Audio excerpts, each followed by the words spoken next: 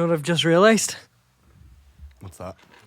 I've forgotten to look in the mirror for a number of hours. So, tell me. You look no different. Grant, that's all right. That's all I can hope for these days.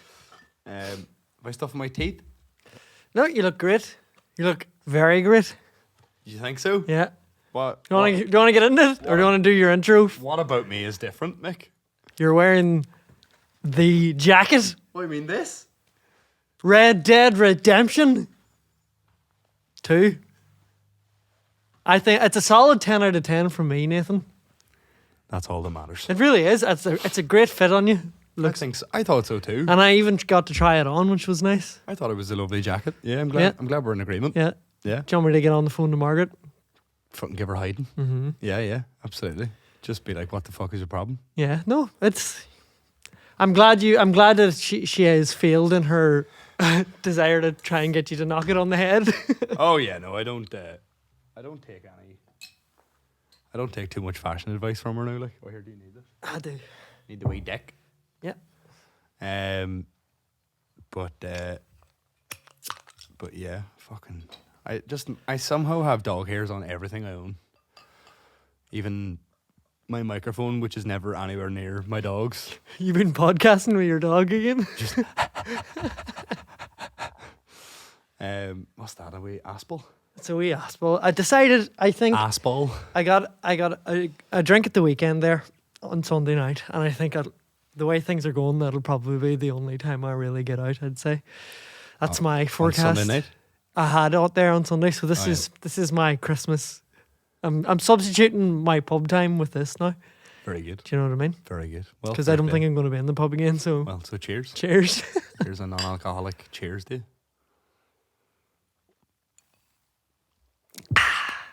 So have you noticed that? Recently? Just in general?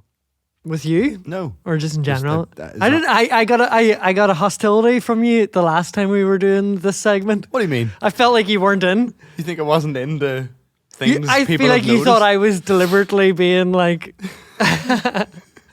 like mean-spirited. What do you mean? Listen, I wanted to know. Yes, actually, I remember somebody on Twitter noticed, I think it was Fiona, noticed that the headlights in cars now are too bright. And I That's agree. fair. That is something that has been noticed. Yeah. Apparently you're meant to clean your headlights too. Which I thought, to be fair, I'm finally in the camp now of isn't that what the rain is for? Yes. Which I'm sure you'd be glad to hear. But yeah, I get really annoyed sometimes when I'm cleaning my car and like there's like what looks like condensation on the surface of the headlight. And then you try to clean it and you realise it's inside the headlight. And you're like, well, how has this happened?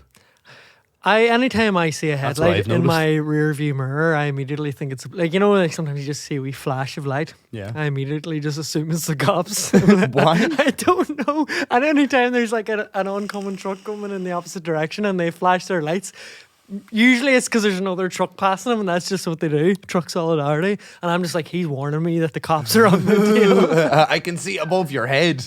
They're right there, buddy. And like I've nothing to hide, but I'm always just like, what am I? What now? You know, Yeah. I'm gonna get pulled over for something. Just for being too cool. It's happened. I think I might have mentioned this before, but I've always gotten a bit of a laugh out of the old-fashioned, I think mainly Volvos that used to have little wipers for the headlights. Oh, I Just mean, thought that was the dumbest thing I've ever seen. like eyelashes on the cars. It's just so stupid. Like that feels to me like the kind of idea. Because I have thought about this at length, and it feels like the kind of thing that is. So what it screams to me is the owner's son had to get an idea in somewhere, and like he probably was like, what if the sunroof just detached completely from the car mid-journey, and they were like, no, that's a bad idea. You just keep pitching things with the word "son" in them. Yeah, exactly. Just If you want people to take you seriously, you need to step out of your father's shadow. Stop putting "son" in everything. We can't take you seriously. And then I think eventually he came up with he came up with the idea of the sun seat. no, you know, just like what if we put windscreen wipers on the headlights, and they probably all agreed that was the most unobtrusive thing that they could just do to let him feel like he'd made an impact. And they were like, yeah, fine, we'll put windscreen wipers on the headlights, man. Yeah, that's a great idea. Counter argument, right? That was probably around the time when there was a lot more insects. You were driving and hitting, and because have you noticed? That's a thing that I've noticed, a decline in insects when you're driving. Remember, like when you were a kid and you'd be out driving, or your parents, you'd be in the car with your parents. There'd be always no. Yes, there would. This is definitely something. I would say there's been a decline in insects. I don't doubt that. I just mean that I'd never noticed when I was younger, like. Because I guess at the time it would have just been a regular amount of insects. And then I moved from the countryside to the big smoke, and like, sure, I just assumed there would have been less insects then anyway. Sadly, up my way around my house, there's just less trees in general because the council. Why is it that beautiful things generally seem to be owned by people who don't care for them? Oh, here we go now. But Nathan, right, he's turning full communist. There was he's about to revolt. I remember there was a storm. So like the way up to my parents' house, my entire life was like basically like there was a really class. If you want to see where I live, in fact, his address is. My address is. If you look at Hosier's video for "Take Me to Church," right, it's shot around where I live. And so you'll get an idea. There was loads of really cool little forests. It's shot up by the Inniscarra Dam. It's kind of a grim video, to be fair, but yeah, it was lovely, like wooded area and stuff. And it's like most of the woodlands was like owned by one of two farmers, I think, more or less. And there was a big storm. I remember it was the year I was supporting Ryan McMullen on his Irish tour, and we had just done the date in Cork. And then I'd planned to stay like an extra night in Cork to see my folks, and then I ended up getting stuck there for a few nights because there was like a big storm. Mm-hmm. I remember it was only 3-4 years ago maybe or something. And yeah, and then like off the back of that, then the farmer that owned the land just chopped all the fucking trees down.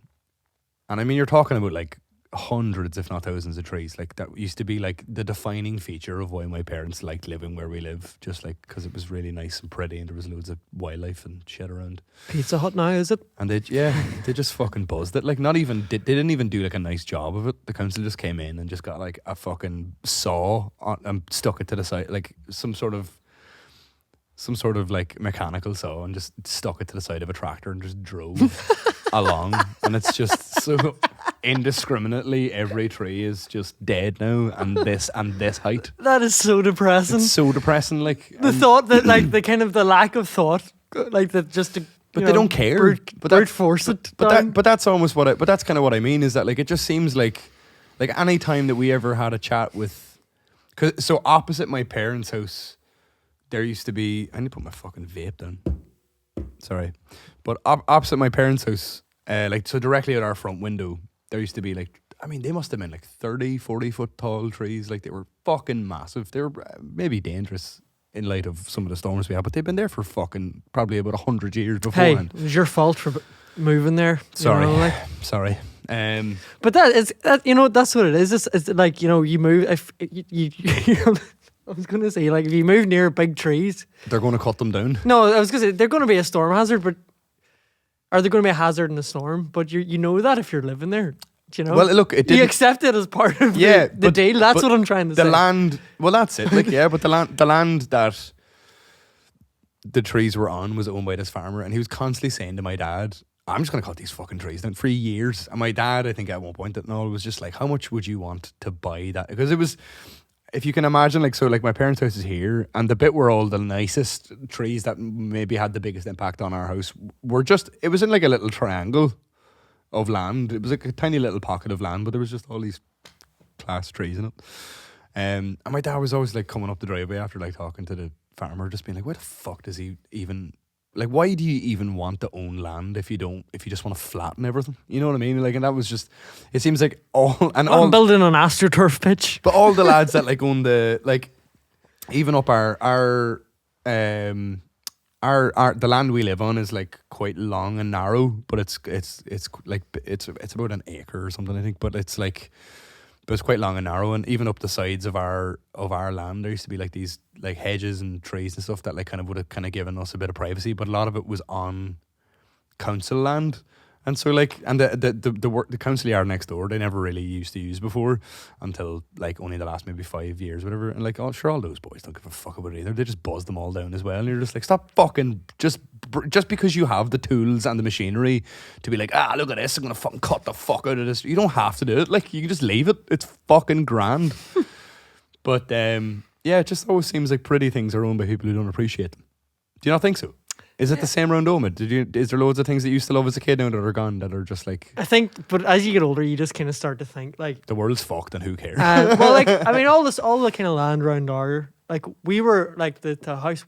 I grew up in semi-detached. It was probably built on... I think it was bought off the farmer who was just across the road. Right. So ours, there's a weird kind of thing. It's kind of like... There was, like, a bit of farmland, a bit of... He was, like, a construction worker as well, so he had a load of fucking gravel and...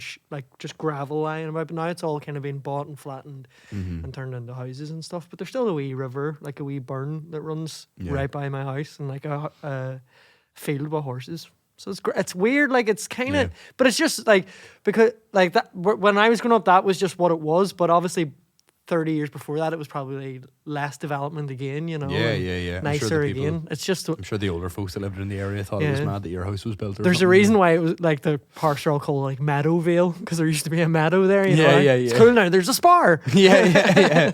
Ironically, not under a tree. But I suppose. Would you be more prone in the future to like long term to wanting to live back out in an area more like that, or are you happy enough living in the big smoke now? I mean, there's always Donegal, isn't there? The dream, isn't it?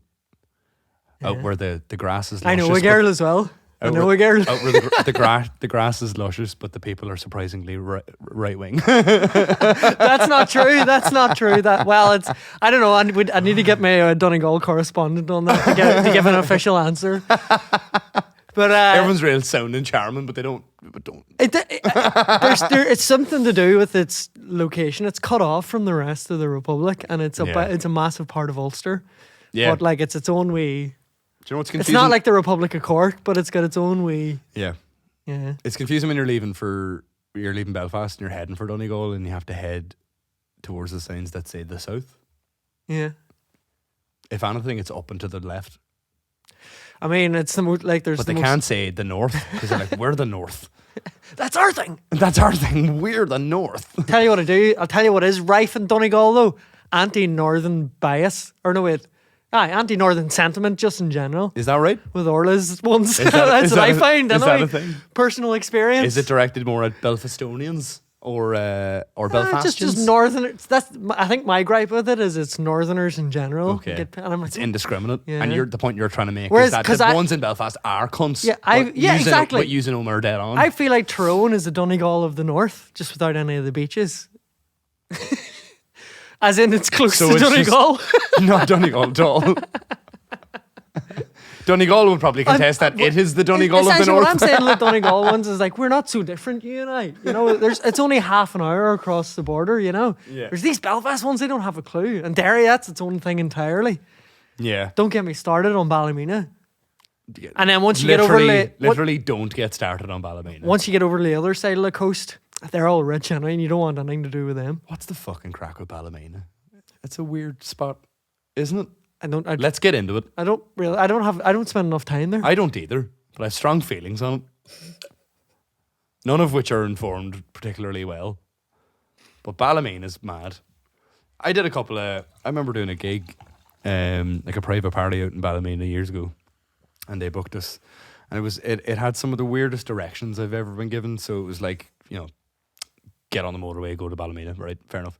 Then he got off, and then you had to take this, like, you know, one of those roads where like you're on, so you've come off the motorway and you're on like a single lane carriageway, sort of country-ish road, and you're heading, and then he's like, to your right, or just say to your right.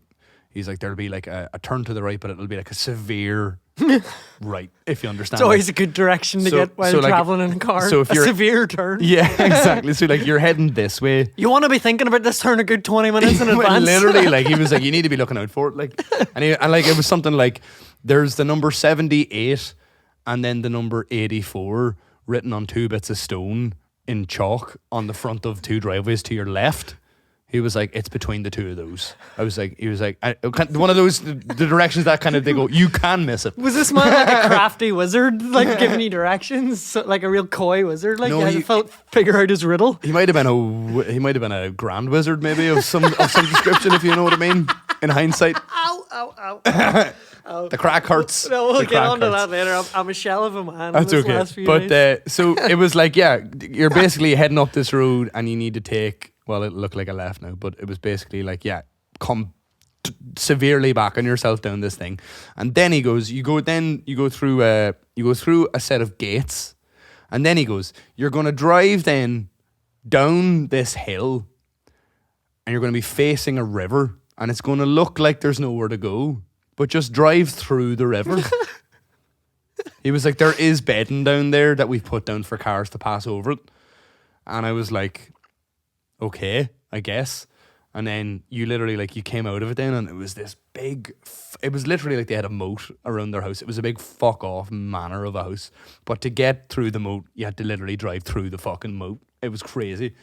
Like, the water was like kind of like bottom of the car level. Like it was like halfway up the wheels. You know what I mean? You had to drive through that. I was like, you do this every fucking day. And he's like, that's why we all drive Land Rovers. Yeah. I did it with Steve McCartney. I remember it was so he was all for the crack. He was just like, remember him just like Couldn't pick a better guy to go to work with for that. Just sitting next to me smoking a fag, just going, this looks dangerous. I was like, yes it does, Steve. And then we went and loaded in, did the gig. The gig was okay. And then Can you I want to hear more about Steve in that manner. How do you get on? So Steve does very well with rich people who want to impress the cool artsy guy. Yeah. So they were offering him. They were all blown away by Steve, and of course, and they were just like, "Oh, he's so cool! Look at him with his big, fucking, lovely scarf on him and his recently cut hair." And they were just giving him like cigars and whiskey and shit. I was driving, so I couldn't do any of these things, but it was cool. I had other stuff to do as well, like load the car. So it was like, I leave Steve there to be all cool and stuff. Steve's getting a back rub there by some Italian Yeah. someone who's in line to the throne of Italy. Or Ballymena at the very least. I remember Steve standing smoking a cigar with a glass of whiskey in his hand, and I was just like on my third run back to the car. And I was just like, just you take your time there, man. No, it was good crack. Like it was all right. I remember it was another one of those many gigs I've had in my life where I turn up and go, I should have added a couple of zeros to this. Obviously. Mm-hmm. They never tell you that though. Mm-hmm. They always go, how much would you pay? And you go, would 400 be enough? And they're like, yeah. And you're like, you said, yeah, very quickly. And then you have to go through a moat to get there. 100,000. that should cover the moat damage. Aye, yeah, fucking hell, man. But yeah, I want to give a shout out to one of the funniest quips I've ever been privy to at a gig. It wasn't me. You'd be glad to know. It's nothing. Could have guessed it. Rude. We were gigging. We're going to have to get to this. We were gigging in the Jeggy Nettle a couple of Thursdays ago, and Gareth Hughes was playing bass, and he plays double bass at it. And for anybody who's not going to immediately put this together, a double bass looks like a very large violin, which will be important in a moment. As he was setting up this owl full of the bar's full, there was like a match had been on, so people were kind of like chatty, and the match is just over, and they're all talking about it quite loud. And your man shouts just from like the middle of the bar. He just goes, "Fucking hell, mate! How are you going to get that under your chin?" And without missing a beat, Beavis goes, "Same, I'm going to get it up your hole."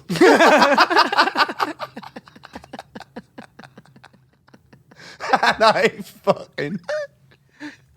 erupted, man. I erupted. All the staff were dying laughing. All the bar had stopped what they were doing and started laughing. It was pure. It was like a sitcom moment. It was incredible. The timing was impeccable. It was very good. Amazing. Tell me about your fucking sore shoulder then. Anyway.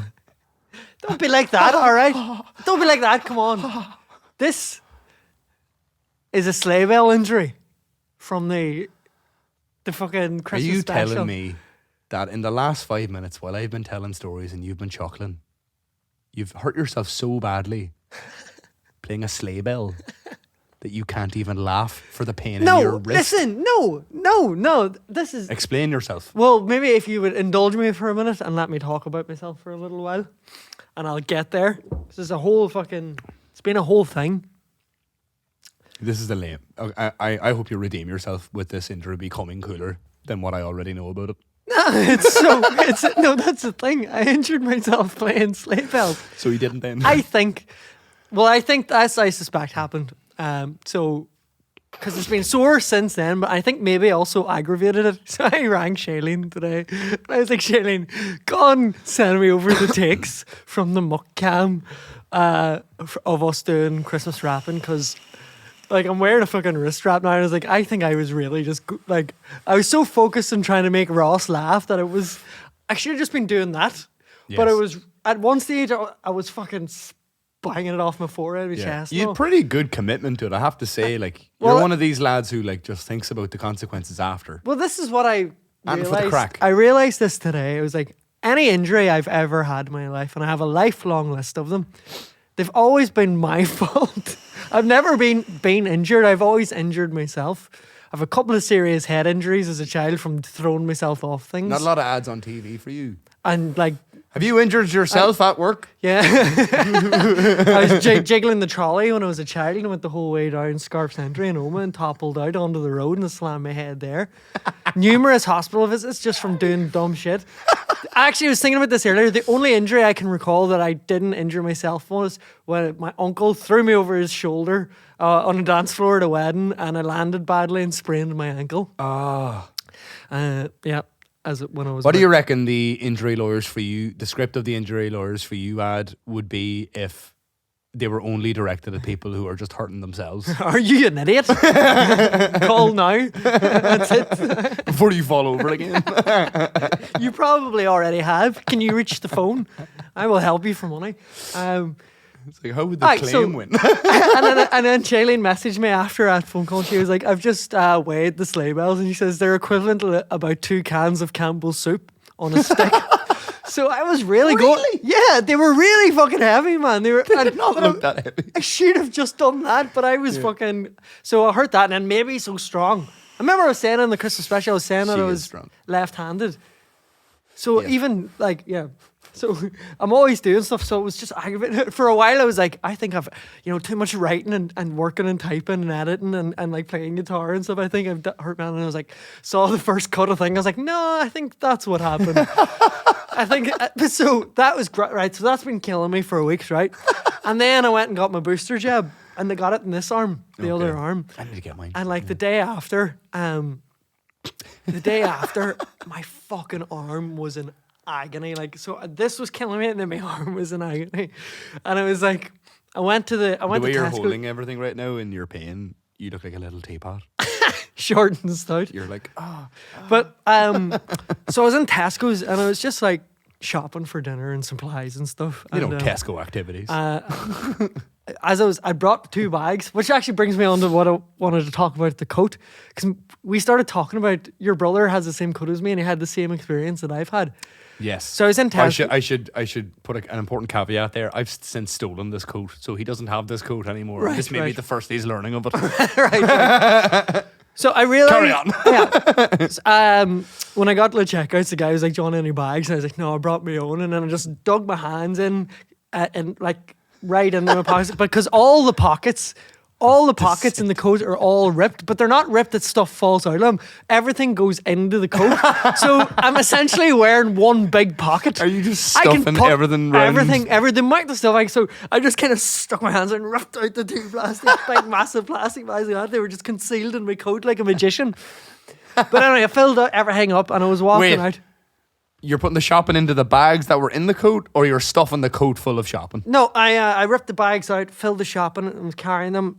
This arm aching, and Orla rings me on the Bluetooth, and I have my headphones in, so it comes through, and I'm just like, Orla rings me on the Bluetooth, sound like a wild granddad there. She was like, don't forget the recycling bags and dog bags, because we'd been meaning to get them for ages. And I was like, right, fuck. these bags are wild heavy and I'm wild sore. I was like, fuck it, I'll just go now and go back. So I was wandering around the bags, where you get all the fucking bin liners and stuff. Yeah. Just wandering around for ages and I just felt all achy and sore and I couldn't find them. I wandered around in circles and I just couldn't see them. And I felt real flustered and hot and sore, and I was just wearing that big, the coat goes the whole way down. It was full of crap, and I just had this image of myself. I was like, I'm just like the old invalid wandering the aisles that I used to see as like a 16-year-old when I worked in Super Value. That's what I feel like right now. They weren't that old then, I guess. Yeah, and I was like, I know what I look like right now. Well, a fair estimation. The last time I looked in the mirror, it wasn't very good. But so I got home and I was like, and then the next day I woke up with a fucking tweak in my neck, and I was just like, this is a sign that because I just did not exercise this year at all. Yeah, the only exercise was walking the dog, and I was like, my chickens have come home to roost at the end of the year, and this is the kick up the arse that I need and to be fucking like running the new year and just being a wee bit What's more. the fitness goal? Tell me all about it. Build up some Just back muscles. This is probably the most unfit I've been. Although I'll have to say, I want to caveat with it, I've never been more mentally robust. Which is an Can't alarming, you tell? Which is an alarming statement in itself. The vision of strength. But, you could be strong like Mick too. It's just, I was like, fuck, am I just getting older, or have I brought this on by neglect? And I was like, I think it's just neglect. It could be both. It is both. Obviously, it's both. You do we're definitely getting older, so that's just how time works. So. But I remember at the start of the year, I think Philly says I went for a run with him once, I think in February or March, maybe twice. But I remember just making a decision early on when realizing that the coronavirus is going to be here for another while. I was like, this isn't going to go away for a while. I was like, fuck it. I'm just going to fucking sacrifice that part of myself. What am I going to do with all this free time we're going to have from having nothing else to do? Not look after myself. I was like, I'm going to lean into this. We're in a pandemic. It's time to go. I want to come out feeling like I've suffered.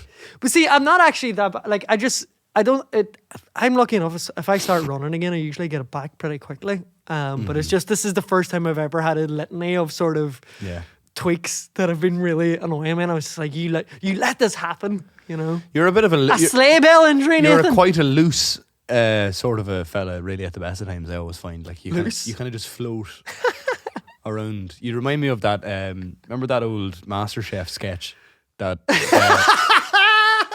Yes. Where your man used to just literally, he was obviously just being carried by something and he just floated around the place. He had the cutlery for fingers, didn't he? That's kind of how I imagine you. I love that sketch so much. That's how I imagine you. You're just floating around the place. Just generally, like, you're just kind of, it seems like you've just got a lovely weightlessness. But when I rush, when I stress and rush, it's not pleasant for anybody.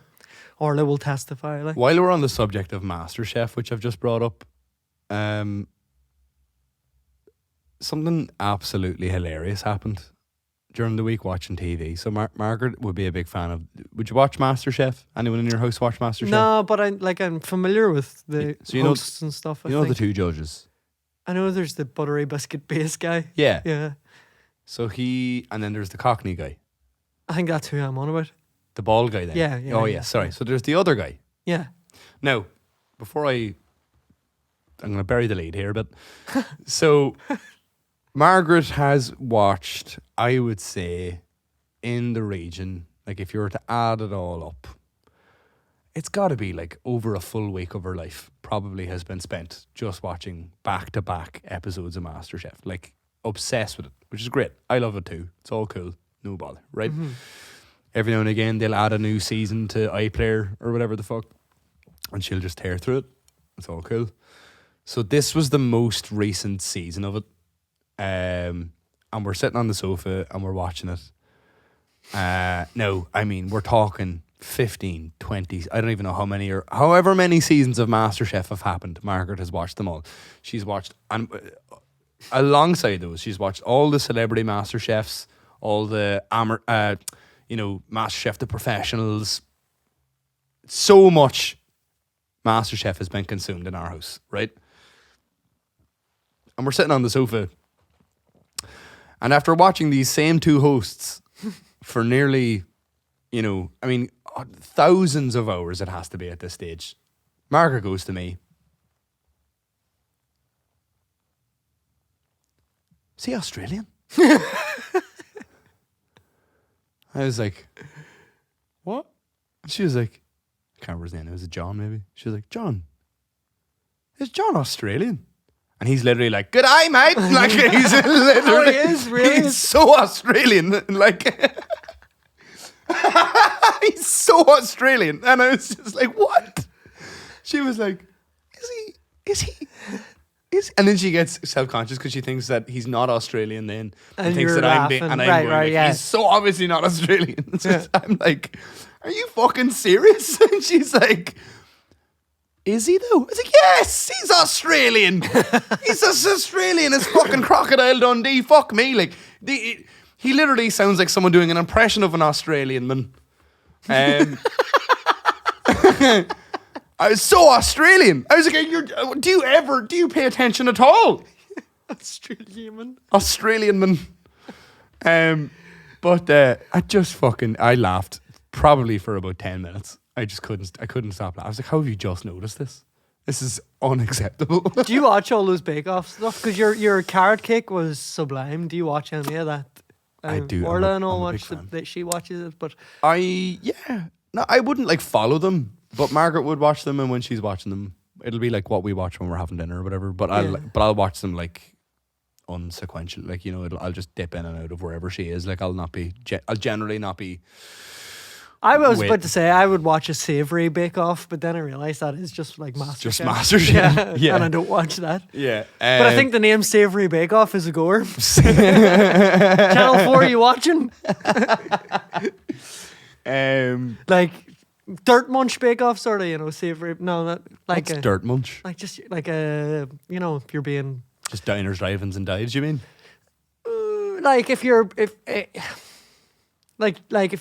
you're having a cheat night or something, I would say you'd have some Dirt Munch chips, salt and chili. Yeah, that's just like crack. There's loads of them shows on the Food Network too. Yeah, you should explore. Then I guess I'm not that interested in watching it. You should explore your TV guide.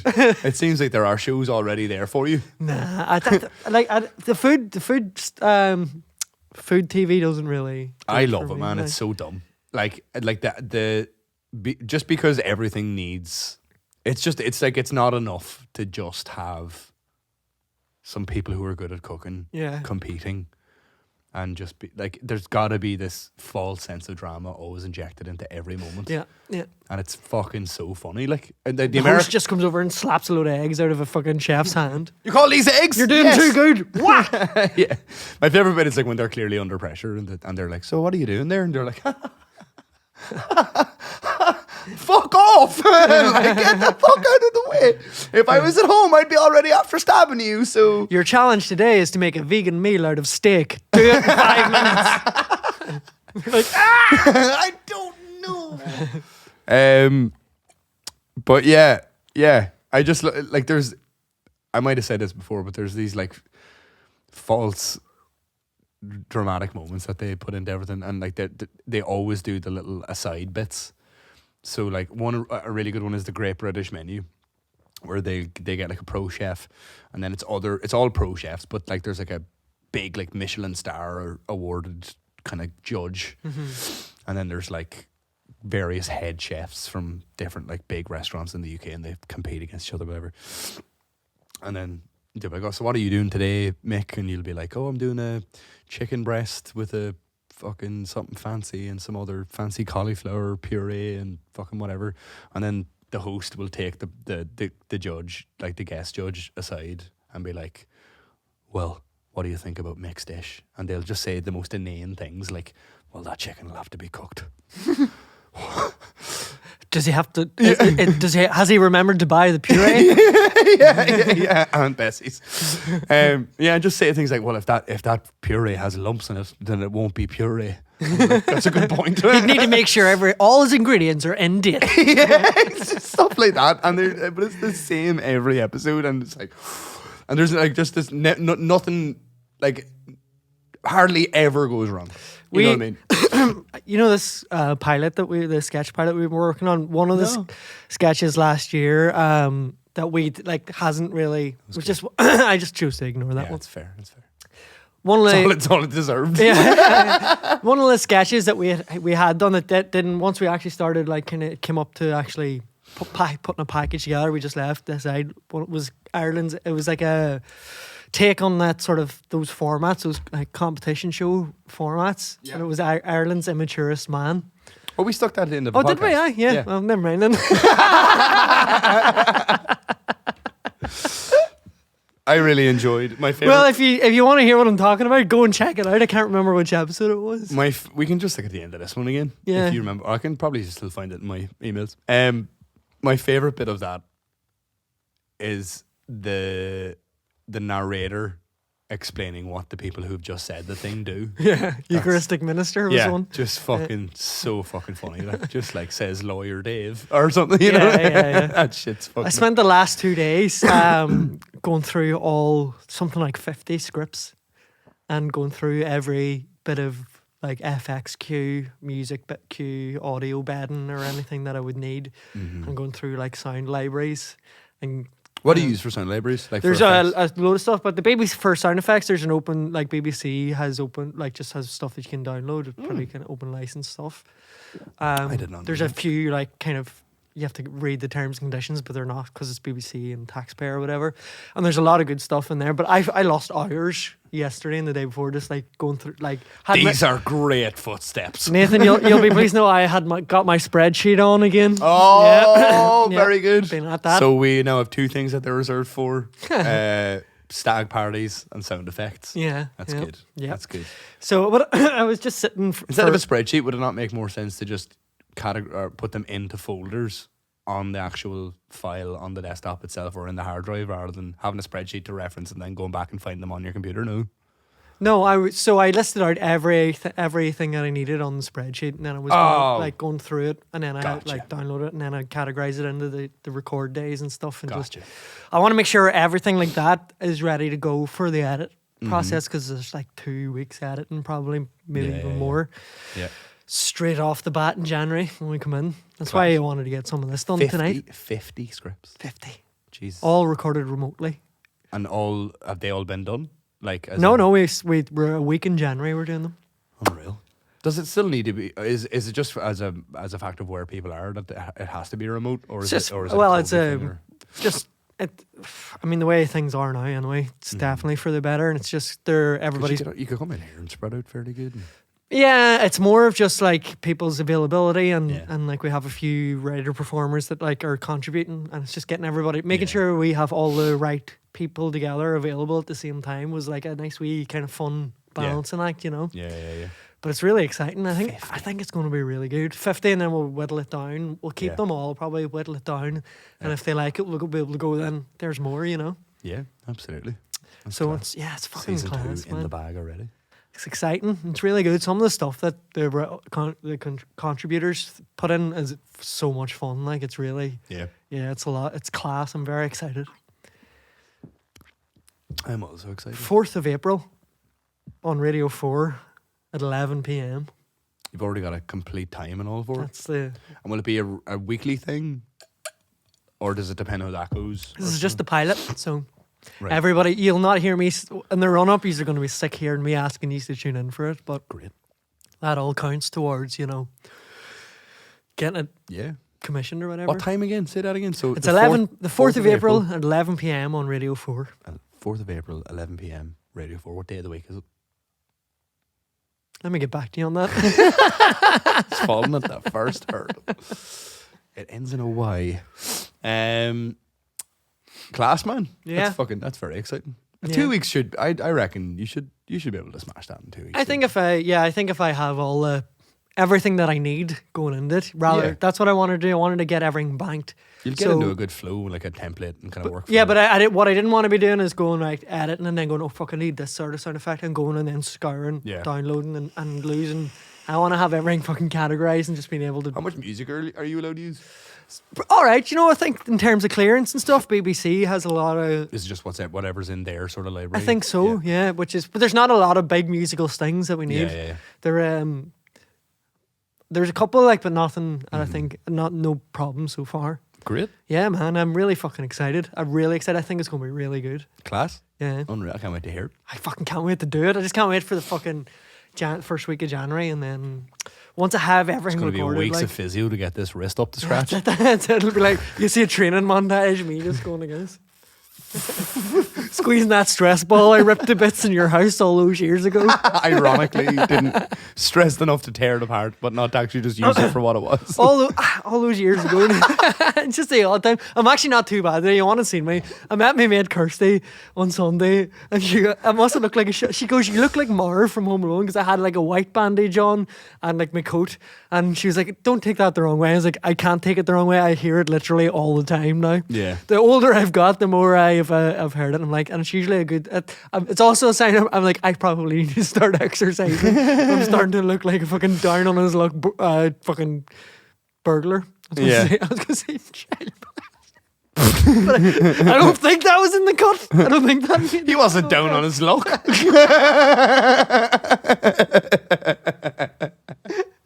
Very successful house robber. Yeah. That was their one last job before retirement. That was they should fucking write Home Alone from there, make them the protagonists. This is their one last job that fucking goes wrong. That would be good. It would be much better than what they've done since, which is just constantly remake it with some other child. I think I might have seen something about Kevin McAllister's dad having wronged them, and this is like a like a fan theory sort of thing? Or no, something? it's just like a kind of alternate kind of right way into the story, from a different we're probably going to inevitably stick it on in our house soon.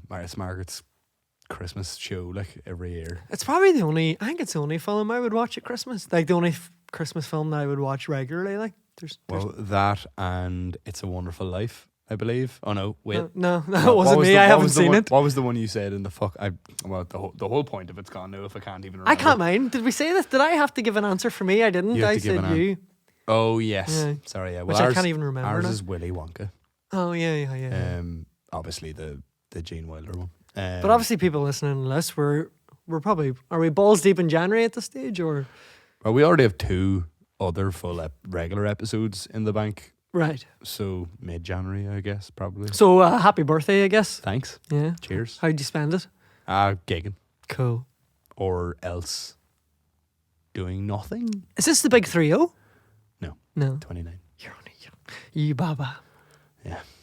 I've 29. I've been perpetually 30 years old since I was about 16, though. So, that's what happens when you start gigging that young in bars and stuff. Just makes you angry. I think a guy got my quickest fuck off ever. It might have broke the world record for how quickly I fell out with someone in a bar. I literally had taken one step inside Filthy McNasty's the other night. I was coming in, so I was really tired, right? Yeah. I had done so many gigs. So this week, for anyone, this is the 21st, right? Is that what you said? So the week previous, I did 2 on Wednesday, 1 on Thursday. I did 4 on Friday. I did 1 on Saturday. I was meant to have 2 on Saturday, but one of them was double booked, which I was laughing because she was like really apologetic, and I was like, it's actually grand. I don't think I could have done 2 anyway, so that's fine. And then I was meant to have Sunday off, but then my mate Pete asked me would I cover Filthy McNasty's for him with the Russian dolls, and he was saying like so for reference, like I could barely draw a breath and was convinced that I had COVID and took loads of lateral flow tests which said that I didn't. But it turns out I've just got a really nasty chest infection from essentially being outside for hours and hours and hours every week now, singing in just essentially the Dirty Onion is always outside, and I had like 4 gigs there last week, even just on its own. So anyway, I'm fucking knackered, and I was looking forward to my Sunday off. But then Pete rings me and says that he can't do it because his throat's sore. And I was like, is it sorer than mine? Was it, Pete? Well, was it, Pete? Was it? You think that's not why? Why? Because I don't think it was, Pete. And we've already had a wind up chat about this already, so it's all good. But this happens to me a lot, by the way. Like sometimes people, I remember once being in the like cough syrup section of the Knocknagunny Tesco. I can't speak. My brain isn't working so well. It's fine. Cough syrup section. I was like literally just like I was just staring at like Fisherman's Friends and like fucking the Bronco Stop things and like I remember it vividly well. And Bronco Stop. Your throat will be so good it can stop a bull.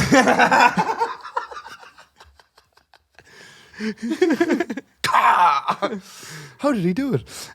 He used his throat. I remember standing there, like, and I sounded like this because it was years ago now. And I remember Owen McGarry ringing me and just being like, "Hey man, could you cover Filthies tonight for me? I can't speak." And I was like, "Yeah, sure, no worries." I just never turn a gig down. Like, it's like, have you too much money or something? Like, did you forget how easy it is to do this job on the scale of things? It'll be fine. I generally feel like me at even 20% my best is better than most of you cunts at 100%. So you can all fuck off. I'll take your gigs, you lazy bastard. Not Pete, no, I don't mean. They're very good. But I just mean, like, it makes me laugh when people say that they have no voice, but they have a voice. You know, this jacket really suits this attitude. But, so anyway, I took the gig because I was like, fuck it, there's 4 other lads waiting on a night's work for it, and Pete's not going to do it. So I was like, "Grant, I'll go." I said it was James, Collie, and Carl were all on it, and I was like, "He's all better," and Paddy, sorry, was on it as well. But they were going to be the lads that I was directing this message at, which was that I hope you all have your soloing fingers ready because I intend on doing very little singing, and there was so much soloing. It was great. But so it's quite hard to park near Filthies, just because there's like a taxi bay outside the front. And then anyway, so I parked like a little bit on down. And then I knew I could have done it in 2 runs, but I was really adamant that I might get it just all in one. So I had a guitar amp, I had a monitor, I had my bag of leads over my shoulder, I had my pedal board over my shoulder, I had my guitar, and I had a microphone stand and a guitar stand all in my. So I was literally just like, like I was like. So I'm walking in the door, right? And just as they open the door, my glasses steam up. and I can't see. I've got a mask on. And when you wear You're a raconteur at times, you know that. That's why you keep me coming back. So I walk in, and because I've got my mask on, anyone who wears glasses, for adhering to policy as well, by the way, just being doing his duty, just doing my duty. The man just trying to work. That's all he is a man just trying to do his job. But so, I get inside the door, and they have a little station just inside the door for where people are meant to like sign up to the track and trace thing. There was no one at it, and then so I was like, fuck, I can't see. And then I was like, so I still have like all my stuff in my hand. I dropped the 2 like the amp and the monitor, but I still have like all the other stuff over my shoulder. I don't know why I keep doing this, by the way, because every time I do it, it's the worst idea. But so I have like my gear bag strap going over this shoulder, and then I have my pedal board strap going over this shoulder. And as the weight drags me down, it just suffocates me slowly. So every time I'm like, why do I do this? I always remember it's a bad idea. Just remember that whenever you see like Neo in the Matrix, when he comes that scene where he comes like with all the guns and all strapped up, and he's just like standing there like he's probably really struggling to hold them all up and just gasping for breath, but just try and be cool for the Trinity. Cool. I look so cool. She's definitely falling for me. So I've got a big jumper on. I've got all that shit on. I've dropped the two heavy things in my hands. The guitar's down as well, which I had the guitar handle and a guitar amp. So like the guitar was like flapping about like this. It was really heavy and it was awkward as fuck. Beware. You would have been fucked. A simple sleigh bell did this to me. It's not very festive, I'll tell you that. So I fucking 2 cans of soup. That's 2 full cans he was lifting, throwing around the place. So I drop everything. And then I try to take my glasses off. But because I was wearing that polo neck thing, what would you call it? Turtleneck jumper. Normally in that situation, I would just take my glasses off and I'd pop them under this here and just, walk around and just wait until the fog gets off them and then just pop them back on. But because Adjust your beret. yeah, fucking look around for clues. But so get the notepad out. What was the description? But because I had the turtleneck on, I was like, and I had a scarf on. I was like, I'm not going to be able to get under here. So I was like, I did this, right? Yeah. And I was like, I just reached to. I'm 2 steps inside the door now. I can't stress this enough. I reach over to the little station that they had set up for like checking people in and out, just to set them down, right? Just as they like touch the table, the straps of both of them have just fallen down. You're right. So now I'm like off balance. I'm about to fall over. There's fucking gear everywhere all over the floor around me because I've just dropped it all to put my glasses down. And while this is happening, this guy comes up to me and goes, "Are you in the band?" And I had no fucking time for this today. I swear. And I was just like, no, mate, I just carry this shit fucking everywhere with me. Of course I'm in the fucking band. And he was like, I know, fair. I was only asking. I was like, why are you asking? I realized in hindsight I was probably a bit aggressive, but I was like, why are you asking? A bit. Well, I was like, why are you? Of course I'm in the fucking band. I've walked in with a fucking full oxygen tent worth of equipment. And you can't put it together, like. And he was, but also, sorry, the reason I was getting so annoyed is because he was hanging off me. He was holding on to me while I am already struggling to balance. And he's like, are you in the band? Like this? And I'm just like, yo, I can barely stand as it is.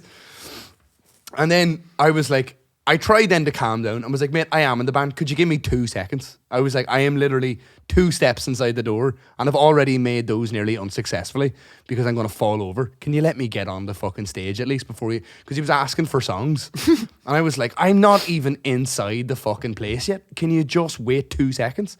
And he was like, you can fucking calm down a bit. Like, I was like, I probably could, but you could also definitely just fuck off for 5 minutes until I get untangled from this fucking mess. And then he just shouted, well, I mean, I can understand why, but he just shouted wanker at me the whole way back up the bar. And I was just like, yeah, that's all right. I can just get kicked out later. It's fucking, don't be a dick about it, you know. But it wasn't my finest moment. I didn't say I looked like a hero or anything. I'm not a hero. I'm just saying it's You're just a man who's been gigging in bars for a very, very long time. And I think, to be honest with you, I understand your rage because if that's how long you've been doing it, it's like it's something you have to... You have to put up a fence and you have to fucking bat people away. Otherwise, your head would be fucking tortured. But you wouldn't get to the stage. It's over a decade. That's a long time. You need to just get comfortable with telling people to get the fuck away from you. Like, aye, I sure am. To be fair, which is good. Which is what I'd say to all my mates when they're like, "What is he really like?"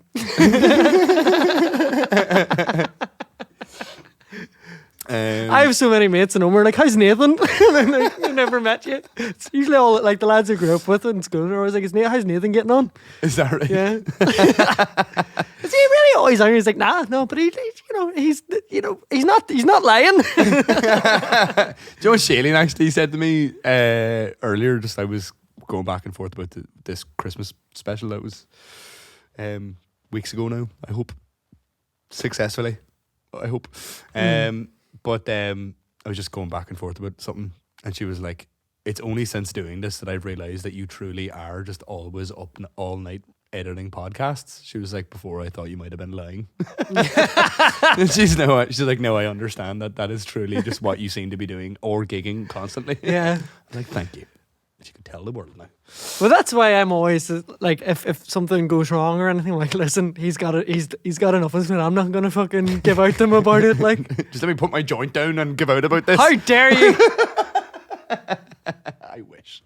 Just jealous. I'm just jealous. No, but honestly, like, I know fucking like it's wild funny, but you can do nothing but laugh because we do like. It's like the shift. As you say, like you wake up, I leave you messages. You leave for me the messages, morning. and I get up, and then I leave you messages, and it's just Absolutely, yeah. We did. Although, thank you for ringing me this morning because I slept in, and I thought, thank fuck you rang me because I would have been late. I was anticipating a joke from you about how early I was up. I don't know why. I fucking went to bed early last night. You also have the knee jerk.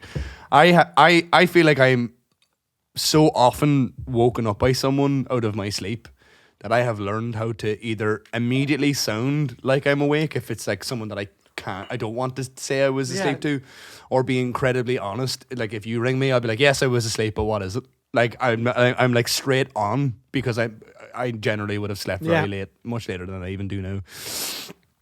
But you did like what Margaret does, which is just deny it for the first 30 seconds until you kind of have woken up enough to realise what's going on. Yeah, I had no clue. I was like, yeah, all right, have I woken you up? And you were like, no. No. Yeah, yeah. This tracks with Orla's description of me in the morning, actually, as well. Orla, unflattering. Why don't people ever want to admit that they were asleep? It's not even that. It's just, I don't know what I'm saying half the time. Orla said, so when Orla got her booster, she got it a day before me, and like, it absolutely fucking floored her. But she woke up in the middle of the night at about 2:30 or something. Excuse me. Completely like shivering, cold, just sweating, just in the grips of her. And she's like, she said she was like, Mick, I'm absolutely dying here. I've got a fever. I'm the fucking boosters run through me. And apparently I just one-eyed stared at her for a wee bit and then just went back to sleep. I was like, but I kind of half remember in my fog that, it's only because she's had the, like in my sleep, it's like, just because she had the booster, it's grand, there's nothing to worry about. We know the cause of it. That was my sleep. Yeah. And the next day she's like, you weren't very helpful. And I was like, what was I going to be able to do to help you there? Yeah. To in the midst of what, like a booster jab, we know what it is. You just have to see it through. She's like, well, you could have got me a hot water bottle. You could have made me a cup That's of the worst tea. thing to do if you have a fever. And then I was like, well, you could have done all these things. Like, yeah, you're right. But I was like, you need to fight for those things if you're going to wake me up at 2:30. I'm not there. Yeah. It's just, I'm slow to wake. Like, yeah. I'd be willing to do them. But she'd need to be willing to cattle prod me to do it, I feel like I need to, I don't know if it's just because like, well, so the dogs, I think, have definitely made me wake up faster now. Like, so if in the middle of the night, like the dogs need to go to the toilet, I think over all the times of going like, I'll just leave it a few minutes, maybe they'll fuck up, like knowing that they won't. So you want to stamp that behaviour out before the rain arrives? Oh well, that's already began. Now they sleep in the kitchen now and they can just put up with it. Is how it works. But I mean, they have each other for company. I've said to Margaret for ages, like they don't need to be. I meant you going, maybe if I just lie here and they'll fuck up after a few minutes. Oh yeah. No, Margaret. I think I've said before, but like Margaret's the latest sleeper I've ever met. Like she's always more or less awake. Like so. Alert, eyes open. Yeah, eyes open. We got a few eyes opens, out and proud eyes opens in the comment section. Did we? One anyway. I haven't. One that just said eyes open. I haven't followed that actually. I need to follow up on that because I do want to know actually. But yeah, so like I'll if Margaret's like, she's like the dogs need out or whatever, like I'll just get straight up and do it now because. Well, I think because I learned before that if I try fight it and then remain half asleep, I might piss on my own stairs. So, don't want that happening again. You remember that, of course. The slippiest place in the house as well, lad. Absolutely. You don't want to fucking slip on piss on the top of the stairs. You don't want the cause of death to be your own piss. Slipped on piss. Your own piss. Cause of death, slipped on piss, parenthesis, own.